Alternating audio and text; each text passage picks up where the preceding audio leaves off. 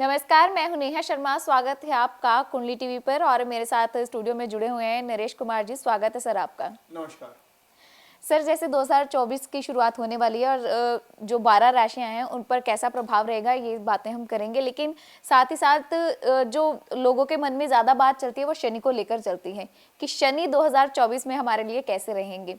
अब कुछ राशियां ऐसी हैं जिनको सुनने में आया है कि 2025 में उन पर शनि की ढैया या साढ़े सती शुरू होगी। पहला तो इस बात में कितना सच है, अगर 2025 में ही शुरू होगी साढ़े सती या ढैया तो 2024 उनके लिए कैसा रहेगा? देखिए नेहा, जो शनि का गोचर है एक राशि में 2.5 साल होता है। जी। तो 2022 में शनि का गोचर हुआ था कुंभ राशि में अप्रैल में।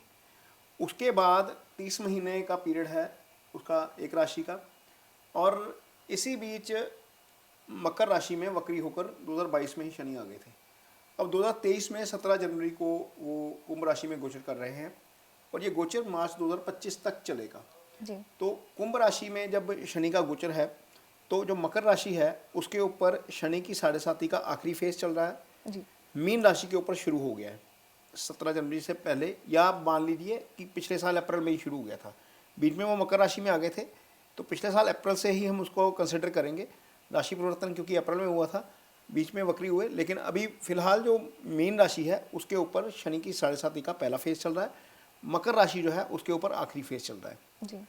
और जो जिन राशियों पर आने वाला है उनमें से मेष राशि होगी। जब वो मार्च 2025 में गोचर होगा तो मेष राशि में शनि का गोचर जो है, शनि की साढ़े साती मेष राशि जो है उसके प्रभाव में आ जाएगी। मकर निकलेगी, मेष आ जाएगी। जी। तो यानी कि ये जो राशियां हैं इनके ऊपर ऐसा प्रभाव रहेगा। अगर हम 12 राशियों में से पहली राशि मेष की बात करें तो ओवरऑल इनके लिए 2024 कैसा रहेगा और शनि की स्थिति कैसी रहेगी? नेहा, सबसे इम्पोर्टेंट बात यही है। जी। अब शनि की साढ़े साती को लेकर बहुत ज़्यादा कन्फ्यूज़न होता है लोगों में, खास तौर पर जो ज्योतिष के जानकार हैं उनमें भी। अब एक्चुअल में साढ़े साती की डेफिनेशन क्या होती है कि जब शनि आपके चंद्रमा से, जिस राशि में आपका चंद्रमा है और चंद्रमा की जो डिग्री है उस डिग्री से 45 डिग्री पीछे हो जाए। मान लीजिए आपकी मेष राशि है, जितने भी जो हमारे दर्शक हैं, मान लीजिए आपकी मेष राशि है और आपका जन्म नक्षत्र केतु है, केतु का है, अश्विनी नक्षत्र है। यहाँ अश्विनी नक्षत्र के पहले 4 जो चरण है वो आएंगे विदिन 15 डिग्री। यानी कि मेष राशि के जो जातक जो केतु के नक्षत्र में पैदा हुए हैं उनके ऊपर अश्विनी, क्योंकि इसमें मेष राशि में 3 नक्षत्र आते हैं, पहले 4 चरण अश्विनी के आते हैं, फिर भरनी के 4 चरण आएंगे, फिर एक सूर्य का कृतिका का नक्षत्र आएगा। तो जो जातक पैदा हुए हैं अश्विनी नक्षत्र में, मेष राशि के जो जातक अश्विनी नक्षत्र में पैदा हुए हैं, बिल्कुल क्लियर सिंपल, उनके ऊपर 24 फरवरी 2024 के बाद शनि की साढ़े साती शुरू हो जाएगी।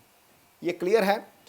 हो सकता है कि वो वीडियोस देखें कहीं बहुत ज़्यादा कि जो साढ़े साती है वो मार्च 2025 में शुरू होगी, कहीं पर पढ़ा भी होगा उन्होंने। लेकिन एक्चुअल में जो डेफिनेशन है वो है, डेफिनेशन ये है कि चंद्रमा से 45 डिग्री इधर 45 डिग्री उधर, तो साढ़े साती ये होती है। इसकी जो एक्चुअल डेफिनेशन है, इसको हम टेक्निकल टर्म्स में यदि काउंट करें तो कई लोग देखेंगे कि यार शनि की साढ़े साती तो शुरू हुई नहीं और शनि का प्रभाव शुरू हो गया। तो प्रभाव इसलिए शुरू हो जाएगा क्योंकि आपके जन्म पत्रिका में चंद्रमा जो है उसकी पोजीशन विदिन 15 डिग्री होगी, पहले 15 डिग्री में होगा और वो अश्विनी नक्षत्र में ही होगा। ऐसा नहीं हो सकता कि यदि आपका नक्षत्र अश्विनी है और आपकी राशि मेष है तो चंद्रमा आपका 16 डिग्री पे चला जाए, 17 डिग्री पे चला जाए, 18 डिग्री पे चला जाए। क्योंकि नेहा 30 डिग्री का एक भाव होता है, उसमें 9 नक्षत्र आते हैं, 9 में से पहले 4 विदिन 15 डिग्री आ ही जाएंगे। तो विदिन 15 डिग्री वो आएंगे। जैसे मान लीजिए किसी की राशि मेष है और अश्विनी नक्षत्र में पहले चरण में पैदा हो गया बंदा, वो 24 फरवरी से ही शुरू हो जाएगी। यदि दूसरा चरण हुआ तो फिर थोड़ा 1-2 महीने लेट आ जाएगी, फिर तीसरे चरण, यानी कि 2024 में ये लोग प्रभाव में आ जाएंगे। शनि के प्रभाव में मेष राशि के वो जातक आ जाएंगे जिनका जन्म मेष जो है वो केतु के अश्विनी नक्षत्र में हुआ है, जिनको गंडमूल का पूजन लगा था, वो सारे जातक जो हैं वो मेष राशि के शनि की साढ़े साती के प्रभाव में आ जाएंगे। तो सर ये सारी कैलकुलेशन आपने बताई, तो इसका प्रभाव क्या रहेगा, असर क्या रहेगा इसका? देखिए नेहा, जो शनि है ना वो बेसिकली नैसर्गिक तौर पर अशुभ ग्रह है। जी। ये डिपेंड करता है आपकी कुंडली में शनि की स्थिति क्या है। अब केंद्र का स्वामी हो जाए या त्रिकोण का स्वामी हो जाए शनि, तो वो शुभ हो जाता है। कोई भी पाप ग्रह यदि या केंद्र या त्रिकोण के स्वामी हो जाते हैं तो वो शुभ फल देते हैं। यदि कुंडली में अष्टम या 12वें भाव में हो जाए तो वो अशुभ फल देते हैं। तो अब शनि की स्थिति, जब मेष राशि की हम कुंडली खोलते हैं या मेष लगन की हम कुंडली खोलते हैं तो शनि 2 भावों के स्वामी होते हैं, जी एक 10वें के और एक 11वें में। ये मेष राशि की कुंडली में भी यही होगा, मेष लगन की कुंडली में भी यही होगा और कालपुरुष की कुंडली में भी यही होगा। उनको 2 भावों का स्वामित्व हासिल है और 10वां कर्म 11वां आएगा। लेकिन 11वां उपाच्य भाव है, इसको अशुभ भाव कहा जाता है। हालांकि इसमें सारे ग्रह चले जाएं तो बहुत अच्छा होता है, लेकिन चूंकि ये छठे भाव से छठा होता है, छठे से रोग का विचार किया जाता है, ऋण का विचार किया जाता है, शत्रु का विचार किया जाता है, तो छठे से छठे भाव यानी कि 6 से काउंट करेंगे तो 11वां छठा आएगा। तो वहां का जो स्वामित्व, वहां पर मूल त्रिकोण राशि शनि की वो कुंभ है। कोई भी ग्रह नेहा मूल त्रिकोण राशि का फल ज्यादा करता है, कोई भी ग्रह हो अपनी मूल त्रिकोण राशि का। शुक्र हमेशा तुला राशि का फल ज्यादा करेंगे, शनि हमेशा कुंभ राशि का फल ज्यादा करेंगे, गुरु हमेशा धनु राशि का फल ज्यादा करेंगे, क्योंकि ये इनकी मूल त्रिकोण राशियां हैं। तो ये जो बुध हमेशा कन्या राशि का फल ज्यादा करेंगे। तो जहां पर मूल त्रिकोण राशि है निश्चित तौर पर ज्ञान उसके फल करेंगे। और जब शनि है वो मेष राशि के लिए इसलिए भी अच्छा नहीं है क्योंकि मेष राशि का स्वामी मंगल है, मंगल और शनि आपस में शत्रु भाव रखते हैं।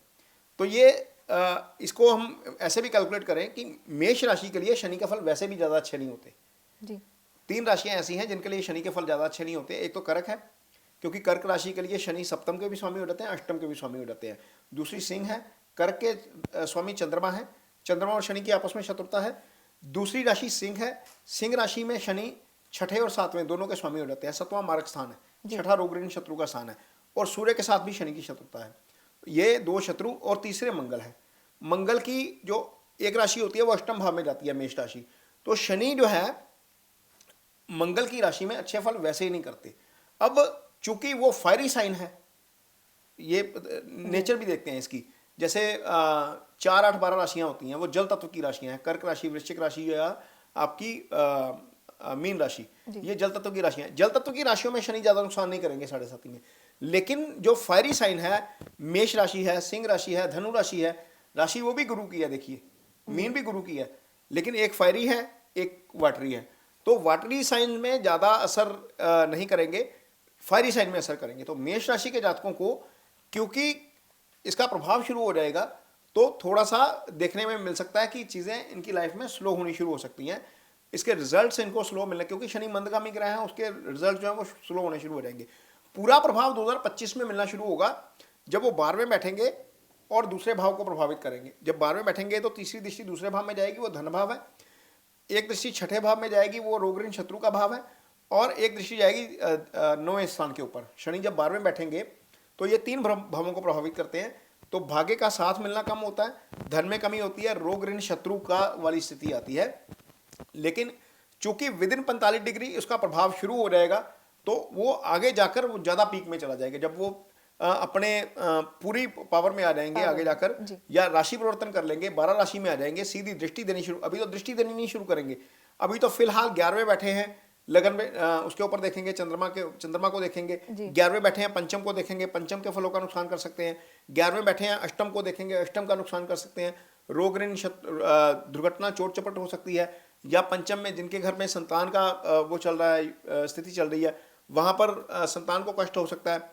या जो राशि को देख रहे हैं वहां पर उनको थोड़ा सा स्लो हो सकते हैं थोड़ा सा।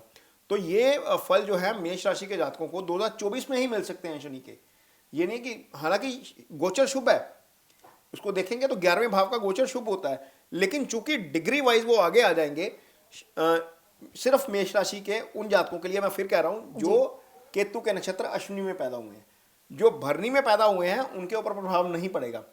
उनकी कैलकुलेशन मार्च 2025 से ही लागू होगी जी। मैं पूरी मेष राशि की बात नहीं कर रहा, मैं अगेन बोल रहा हूं कि क्योंकि वो विदिन 15 डिग्री मेष राशि का जो अश्विनी नक्षत्र है वो विदिन 15 डिग्री आ जाएगा। उन लोगों को ज्यादा असर पड़ेगा जिनका जन्म नक्षत्र अश्विनी है, जिनका भरनी है राशि तो वही होगी, उनको मार्च 2025 में ही मिलेगा वो, लेकिन जिनका अश्विनी है उनको प्रभाव शुरू हो जाएगा जी। तो सर इसके साथ अगर रेमेडीज की बात करूं तो क्या रेमेडीज कर सकते हैं कि जो मेष राशि के जातक, जैसे आपने पूरी कैलकुलेशन के हिसाब से बताया, कि वो इस प्रभाव से बच सकें? नेहा देखिए, सबसे पहले तो शनि की जो रेमेडीज होती हैं 3-4 रेमेडीज हैं जो बहुत पॉपुलर हैं, वही अपनानी चाहिए। ओम शन शनिश्चराय नमः का जो मंत्र है वो अजपा मंत्र में ले सकते हैं। एक तो मंत्र होता है जो हम प्रोटोकॉल में लेते हैं, 23,000 मंत्रास हैं, 2300 एक्स्ट्रा कर दो तो हवन कराने की जरूरत नहीं है, लगभग 25,300 मंत्रास हैं। उसको शनिवार शुरू करो, 2-3 हफ्ते करके वो खत्म हो जाएगा। क्योंकि यदि हम 10 माला भी डेली करते हैं तो 1100 मंत्रास हो जाते हैं। ओम शनि शनिश्चराय नमः, ये आधे घंटे का आपका एक्सरसाइज है डेली की रूटीन की। तो विद इन 1 मंथ 24-25 दिन में आप ये पूरे कर दोगे। एक ये रेमेडी होती है।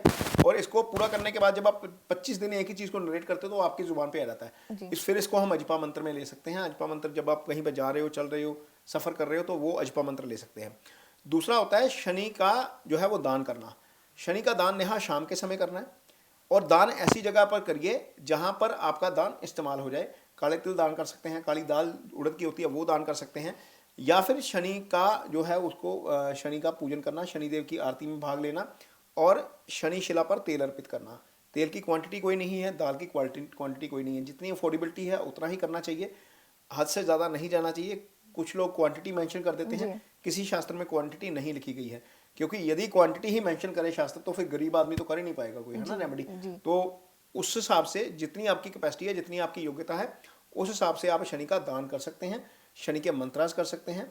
शनि के जो है वो आप सबसे बड़ी चीज़ नेहा एक ये होती है कि यदि आप एक अच्छी पोजीशन में हैं, आपके अंडर काम कर रहे हैं कुछ लोग कॉन्ट्रैक्टर होते हैं, उनके अंडर लेबर काम करती है, कुछ लोग ऑफिस में टॉप पोजीशन पर होते हैं, उनके अंडर जो काम करने वाले लोग होते हैं वो सैटर्न को रिप्रेजेंट करते हैं। जितने भी लेबर क्लास है वो सारी सैटर्न को रिप्रेजेंट करती है।